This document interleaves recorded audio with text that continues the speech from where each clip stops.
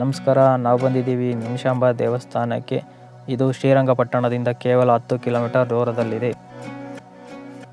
ನೋಡಿ, ಇದೆ ನಿಮಿಷಾಂಬ ದೇವಸ್ಥಾನ. ಬನ್ನಿ ದರ್ಶನಕ್ಕೆ ಹೋಗೋಣ. ನೋಡಿ, ದರ್ಶನ ಕ್ಯೂನಲ್ಲಿ ನಿಂತಿದ್ದೀವಿ ನಾವೀಗ. ಎಲ್ಲ ಫ್ರೆಂಡ್ಸ್ ಇದ್ದಾರೆ, ಮುಂದೆ ಹಿಂದೆ ಎಲ್ಲ ನಿಂತಿದ್ದಾರೆ.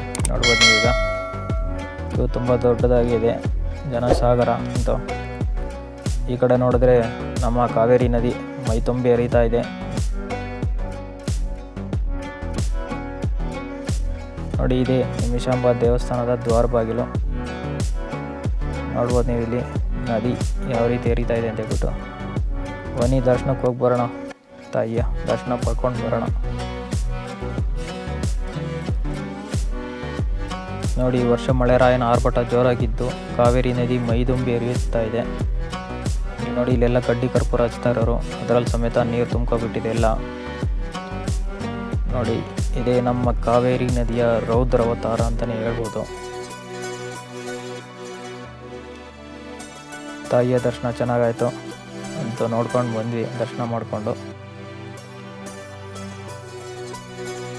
ನಾವಿಂದು ಒಂದು ಸುಮಾರು ಕೆಲವು ವರ್ಷಗಳಿಂದ ಬಂದಾಗ ಅಲ್ಲಿ ನದಿ ನೀರೇ ಇರಲಿಲ್ಲ, ಕಡಿಮೆ ಇತ್ತು. ಅಲ್ಲೆಲ್ಲ ಆಟ ಆಡ್ಕೊಂಡು ಬಂದಿದ್ವಿ, ಮಧ್ಯೆ ಎಲ್ಲ ಹೋಗ್ಬಿಟ್ಟು.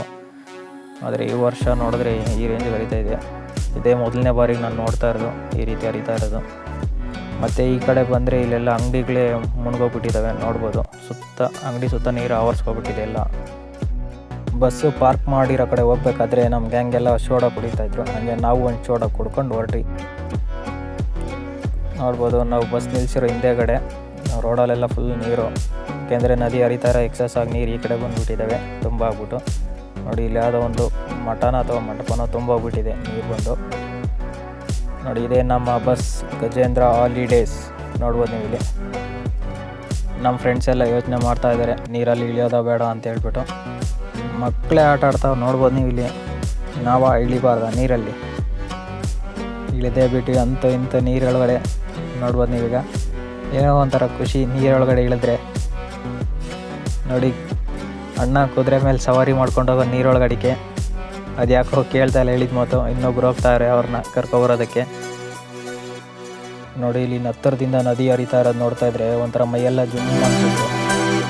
ಕೊನೆಗೆ ಅಲ್ಲಿಂದ ಬಸ್ ಹತ್ಕೊಂಡು ಹೊರಟಿವಿ.